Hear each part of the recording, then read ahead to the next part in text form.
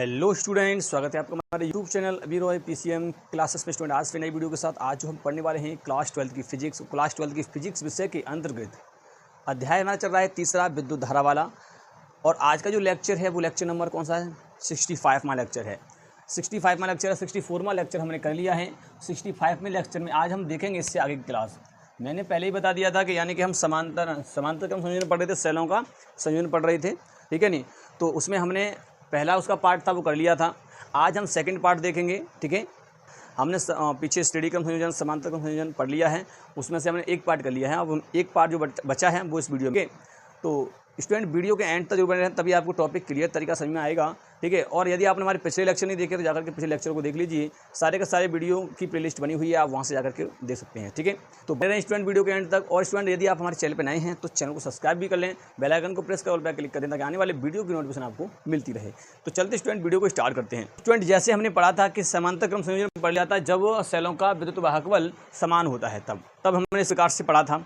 अब हम देखेंगे जब सेलों का विद्युत वाहकबल समान ना हो, यानी कि भिन्न भिन्न हो, अलग अलग हो, तब क्या किस प्रकार से करेंगे वो देखेंगे, ठीक है। चलिए मैं इसको रब कर देता हूँ यहाँ से और आगे फिर इसका हम करते हैं। तो चलिए स्टूडेंट यहाँ पर हम देख रहे हैं कि जब विद्युत वाहकबल कैसे भिन्न भिन्न हो तो समझिए। देखिए हम ज़्यादा यहाँ पर डायग्राम लेके नहीं चलेंगे, हम पहले हम छोटे से दो सेल लेकर के चलेंगे जिनका विद्युत वाहकबल अलग हो। इन दो सेलों को जोड़ेंगे, समझिए किस प्रकार से। आपका यहाँ पर एक सेल ये हमने ले लिया, इसका आंतरिक प्रतिरोध इस प्रकार से। एक सेल हमने ये ले लिया, इसका आंतरिक प्रतिरोध इस प्रकार से, ठीक है। इनको हमने इस प्रकार से जोड़ दिया,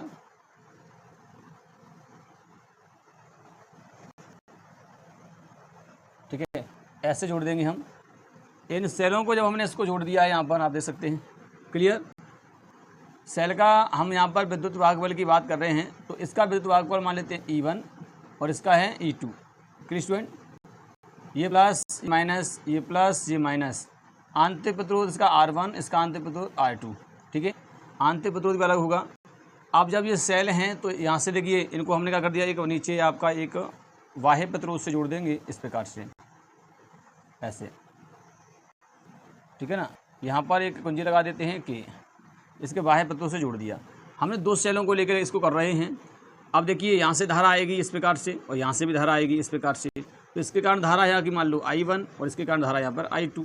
I1 I2 मिलकर के क्या बन जाएगी, यहाँ से धारा जाएगी, क्योंकि आपको पता है यहाँ से धारा जो जाएगी वो कितनी जाएगी, I1 प्लस I2 मिलकर के जाएगी। तो इसी को हम मान लेते हैं I, क्या मान लेते हैं, I जाएगी इसमें से धारा, क्लियर। और यहाँ से वापस आ जाएगी इस प्रकार से, ऐसी तो जाएगी ऐसे करके, क्लियर। तो ये आपके यहाँ पर हम लेके चल रहे हैं।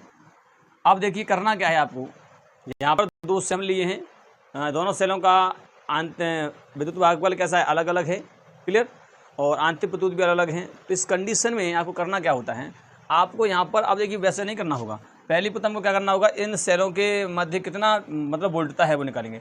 पहले निकालेंगे टर्मिनल वोल्टता। मान लो यहाँ इन दोनों सेलों के बीच ये प्रतिरोध लगाया हमने, इस पर कितनी वोल्टता लग रही है। तो उसके लिए आपका फॉर्मूला होता है टर्मिनल वोल्टता के लिए, क्या होता है, आपने पढ़ रखा है कि E बराबर होता है आपका V प्लस के IR, ये होता है, ये टर्मिनल वोल्टता होती है। V निकालोगे तो E माइनस के IR करना पड़ेगा ऐसे, ठीक है नहीं, ध्यान रखना है। अगर मान लीजिए सेलों के सिरों पर टर्मिनल वोल्टता जो होती है वो कितनी होती है, यही होती है, V बराबर E माइनस के IR, विद्युत वाहकबल माइनस के IR, यानी आंतरिक वोल्टता होती है। चलिए हम यहाँ पे क्या करेंगे, प्रथम सेल के लिए लगाएंगे। प्रथम सेल के लिए, प्रथम सेल के लिए अगर इसे हम प्रथम सेल के लगाएंगे तो आपका V वोल्टता तो सेम होगी ना, दोनों सिरों पर वोल्टता, तो V लगेंगे यहाँ पर। V बराबर होगा विद्युत वाहकबल इसका दिया है E1 माइनस धारा इसके कारण है I1 और आंतरिक प्रतिरोध है इसका R1, क्लियर। इस वाले के लिए हो गया यहाँ तक, ये समीकरण फर्स्ट हो गया। ऐसे हम निकालेंगे दूसरे सेल के लिए, दूसरे सेल के लिए, दूसरे सेल के लिए करेंगे। तो देखिए दूसरे सेल के लिए हम क्या करेंगे, दूसरा सेल भी इसी बिंदुओं के बीच लग रहा है तो इसके बीच भी वोल्टता सेम होगी, तो V बराबर कितना होगा, परंतु यहाँ विद्युत वाहकबल इसका 2 है, धारा भी इसकी 2 है, आंतरिक प्रतिरोध भी 2 है। इस प्रकार से हो जाएगा, समीकरण आपका सेकंड हो जाएगा। यहाँ तक क्लियर, कोई डाउट नहीं होना चाहिए, अभी कुछ नहीं किया है। ऐसे आपके और भी सेल होते हैं, ऐसे भी जोड़ते, परंतु हम यहाँ पर 2 क्यों ले रहे हैं, क्योंकि कैलकुलेशन टफ ना हो जाए, ठीक है नहीं। अब हमें करना क्या है, इन दोनों को जोड़ना है। क्या करना है, इन दोनों को जोड़ना है। अब जोड़ेंगे कैसे, तो समीकरण फर्स्ट आज आपका दिया है समीकरण फर्स्ट में आपको क्या करना है, समीकरण फर्स्ट में आप देखिए यहाँ पर R2 से गुणा कीजिए, इसमें R1 से गुणा कीजिए ऊपर वाले में, तो करिए क्योंकि हमें थोड़ा सा मतलब समान बनाना है ना इसका, तो जोड़ेंगे इसको। तो इस समीकरण 1 में हमें R2 से गुणा कर रहे हैं, वह समीकरण सेकंड में हम कर रहे हैं R1 से, हैं समीकरण इतने में गुणा करके जोड़ेंगे, ठीक है ना, करके जोड़ने पर अब इनको फिर जोड़ेंगे। तो करिए गुणा, इसमें अगर हम R2 से गुणा करेंगे तो हो जाएगा VR2 बराबर, इसमें करेंगे तो R2E1 हो जाएगा माइनस के I1 है तो R1R2 हो जाएगा, होगा नहीं होगा, इसमें कर दिया हमने R2 से। तो इस वाले में कीजिए तो V बराबर हो जाएगा R1, यहाँ पर हो जाएगा इसका R1E2 हो जाएगा माइनस यहाँ I2 है तो यहाँ R1R2 हो जाएगा, सिंपल ही रहेगा। इनको आपको क्या करना है, जोड़ना है, क्या करना है, जोड़ना है। तो देखिए 20 में तो इसमें से कॉमन लेके जोड़ देंगे, इसको कॉमन ले लेंगे, जो जुड़ेगा तो है नहीं, तो ये हो जाएगा R1 प्लस के R2 इतना होगा। क्लियर, आगे देखिए इसमें से कुछ नहीं ले सकते हम, तो इससे हम ऐसे तो देख सकते हैं ना कि R1E2, ठीक है, प्लस तो प्लस के हैं R2E1, इस प्रकार से।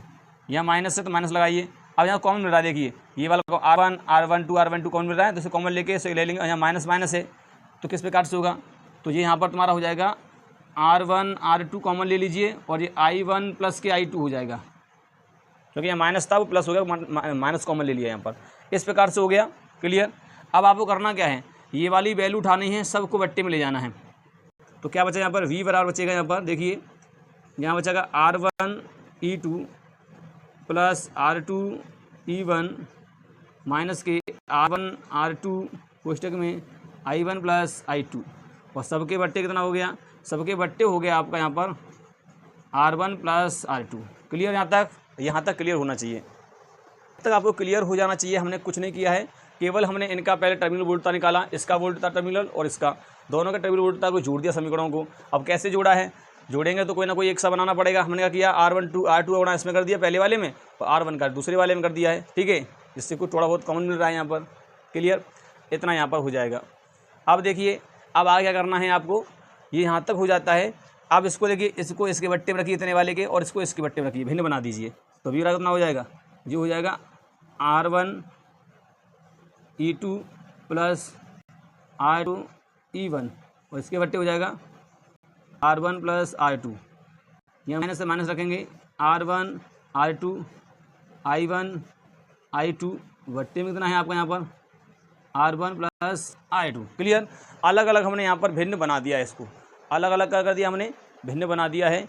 अब आप देख सकते हैं ये आपका भिन्न बन गया, ठीक है स्टूडेंट। अब इसकी हम तुलना कर देंगे, किससे करेंगे, इसी से तुलना करेंगे, V बराबर E माइनस के IR, इससे तो V की जगह पर तो V तो है ही है, E कितना होगा, तुलना करेंगे। अब इसकी हम क्या करेंगे, तुलना। तो अब आपको करना क्या है, ये जो तुम्हारा आया है इसको आप काम कीजिए, इसको समीकरण मान लीजिए तीसरा, समीकरण थर्ड की लिखेंगे। अब V बराबर E माइनस के IR से समीकरण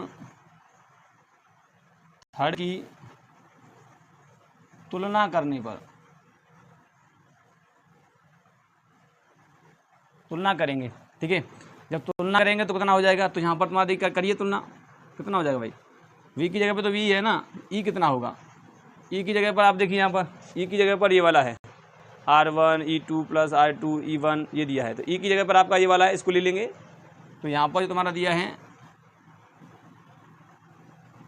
मैं इसको सिंपल लिखता हूँ, E1 R2 लिखता हूँ यहाँ पर, प्लस E2 R1 लिखता हूँ यहाँ पर, बट्टे में R1 प्लस R2 है। क्लियर, अब देखिए R कितना दिया है आपका, इसमें R देखिए, R तो आपका ये है, I को छोड़ दिया, I के साथ यही तो है, तो इतना जो R है, तो R तुम्हारा दिया है R1 I2 बटे में R1 प्लस R2 ये दिया है, ये E निकल आया, ये R निकल आया, ये आपका केवल सेलों का लिखा है, आंतरिक प्रतिरोध इतना। क्लियर, अब हम निकालेंगे किसका, पूरे परिपथ का, कुल पूरे परिपथ का हम बात करेंगे। अब परिपथ का कुल प्रतिरोध, विद्युत भाग तो हमने निकाल लिया, टोटल ये निकल के आए हैं कुल विद्युत भाग बल। अब हम निकाल रहे हैं प्रतिरोध निकाल रहे हैं, तो इसमें केवल आर को जोड़ देंगे, इस वाले आर को जोड़ देंगे तो कितना हो जाएगा, तो ये हो जाएगा देखिए यहाँ पर R1 R2 बट्टे में R1 प्लस R2 और प्लस के R जोड़ दिया इसमें हमने। इसको थोड़ा सा सॉल्व कीजिए, बट्टे वन मान लेंगे तो R1 R2 प्लस के ये उस गुणाम चला जाएगा तो R कोष्टक में R1 प्लस R2 और बट्टे में कितना है तुम्हारा R1 प्लस R2, ये हो गया।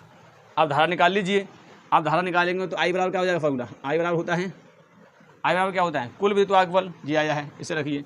तो ये तुम्हारे यहाँ पर E1 R2 E2 R1 बट्टे में कितना है आपका, ये वाला लिया जाएगा R1 R2 plus R1 R2 सबके बट्टे R1 प्लस R2, इस प्रकार से इसको पलट देंगे। भाई थोड़ा सा गड़बड़ कर दिया, इसके बट्टे में भी तो ये है, दोबारा से लिखना पड़ेगा। देखिए I बराबर कितना हो जाएगा, लिखिए इसको E1 R2 plus E2 R1 और इसके बट्टे कितने थे R1 प्लस R2 और सबके बट्टे की बात करेंगे तो ये वाला है R1 R2 plus R1 plus R2 और सबके बट्टे R1 प्लस R2, इतना हो जाएगा। इससे देखिए इस वाले से ये पूरा कट जाएगा, यहाँ से कट गया ना, कट गया। यहाँ पर जो बचा है उसे लिख लीजिए, जो I बराबर क्या बचा तुम्हारा, I बराबर बचा केवल यहाँ बचा है आपका E1 R2 plus E2 R1 और बट्टे में बचा है केवल ये वाला R1 R2 प्लस R कोष्टक में R1 प्लस R2, ये बचा है।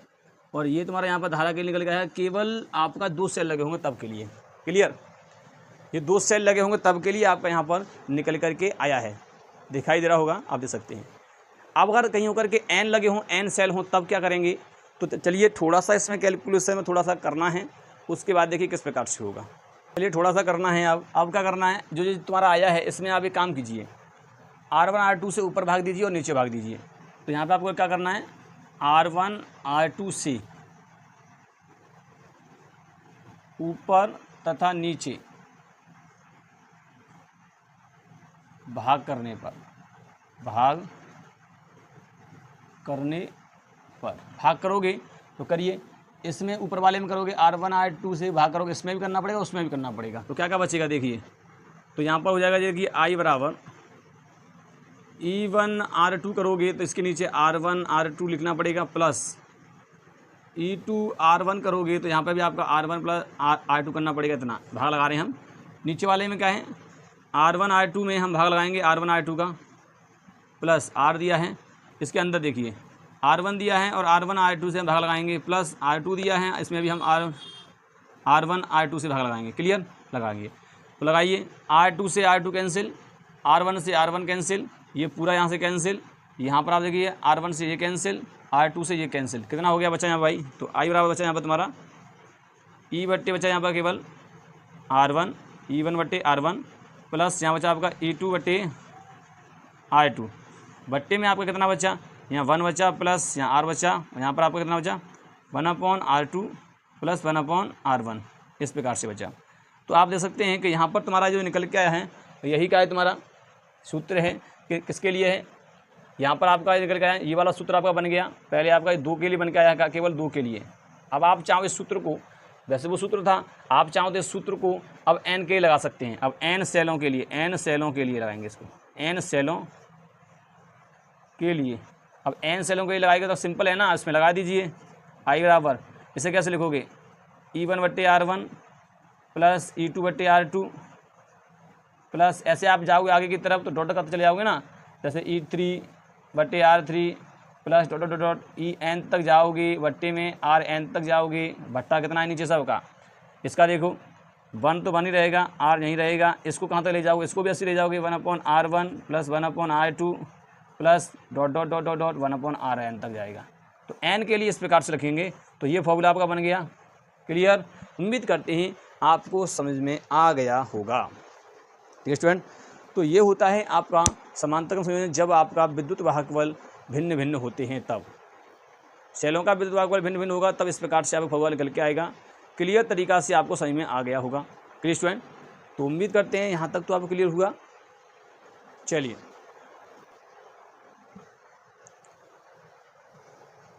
क्लियर स्टूडेंट, तो यहाँ तक आपका जो हुआ है सेलों का समांतर क्रम संयोजन कंप्लीट होता है। यानी कि हमने देख लिया कि जब विद्युत वाहक बल भिन्न भिन्न होते हैं तब के लिए, तो देखिए भिन्न भिन्न होते हैं तब हम इस फॉर्मूला का ही प्रयोग करेंगे, चाहे पर कितने भी सेल सही, इसी का प्रयोग करेंगे और इसी का प्रयोग करके हम यहाँ पर निकालेंगे। Clear student? इसी का प्रयोग करके सबसे पहले हम पहले सेल के लिए फिर दूसरे सेल के निकाली टर्मिनल वोल्टता, दोनों की टर्मिनल वोल्टता को जोड़ेंगे और जोड़ करके हमें क्या करना है, हमें केवल यहाँ पर एक संबंध निकालना है जो कि हमने निकाला था, फिर उससे तुलना की थी हमने, ठीक है नहीं? तो वो हमें तुलना करना पड़ेगा, क्योंकि जो संबंध आएगा उसकी किससे तुलना करनी पड़ेगी, V और इससे तुलना करेंगे, ठीक है नहीं? तो ये तुलना करके E को निकाल लेंगे, R को निकाल लेंगे अलग अलग, इस प्रकार से हो जाएगा। कुल विद्युत वाहक बल आपका निकल आया, कुल प्रतिरोध ये निकल के आया है आंतरिक प्रतिरोध। परिपथ का कुल प्रतिरोध निकालोगे, इसी प्रतिरोध में इस वाले प्रतिरोध को जोड़ दोगे तो आपका ये निकल आएगा, ठीक है? आप क्या करना, धार निकाल लीजिए, रख दीजिए इसमें, जब रख दोगे तो फॉर्मूला इस प्रकार से निकलेगा। अब ये फॉर्मूला कुछ थोड़ा सा अटपटा सा दिखाई दे रहा है, इस फॉर्मूला को सही बनाने के लिए हमने क्या किया, इसमें R1 R2 से ऊपर भाग दे दिया, नीचे भाग दे दिया, तो अब इस प्रकार से बनेगा। अब इस वाले में आपको साफ दिखाई दे रहा है कि E1/R1, E2/R2, E3/R3, E2, E3, E4/R4, इसी प्रकार से n तक करते चलेंगे ना, करते चलेंगे तो आराम से कर सकते हैं। तो यहाँ पे देखिए 1 + R, यहाँ पे देखिए 1/R2 + 1/R1, मतलब ऐसे ही आगे R3 वगैरह क्रम से लिख लेंगे इसको, इस प्रकार से करते जाएंगे तो ये फॉर्मूला बन जाएगा। तो ये होता है सेलों का समांतर क्रम संयोजन। तो स्टूडेंट उम्मीद करते हैं आपको समझ में आ गया होगा और वीडियो भी पसंद आया होगा। और यदि वीडियो पसंद आया है, वीडियो अच्छा लगा है तो वीडियो को एक बार लाइक कर दीजिए, चैनल को सब्सक्राइब करके बेल आइकन को प्रेस भी कर दीजिए, ताकि आने वाले वीडियो की नोटिफिकेशन भी आपको मिलती रहे। अब इसके बाद जो हम पढ़ेंगे, क्योंकि देखिए वीडियो बहुत ज़्यादा लंबा हो गया है, इसलिए हम क्या करेंगे, इसका जो लेक्चर है यानी कि मिश्रित क्रम संयोजन वाला, वो नेक्स्ट पार्ट में पढ़ेंगे और उसमें हम किरचॉफ के नियम वगैरह के बारे में भी थोड़ा सा देख लेंगे, ठीक है। तो सेलों का संयोजन में हमने देखा मिश्रित समांतर क्रम संयोजन कंप्लीट कर लिया, सीडी क्रम कर लिया। अब नेक्स्ट में देखेंगे मिश्रित क्रम संयोजन, मिक्स्ड कॉम्बिनेशन क्या होता है, ठीक है। तो मिलेंगे नेक्स्ट वीडियो में, तब तक के लिए जय हिंद।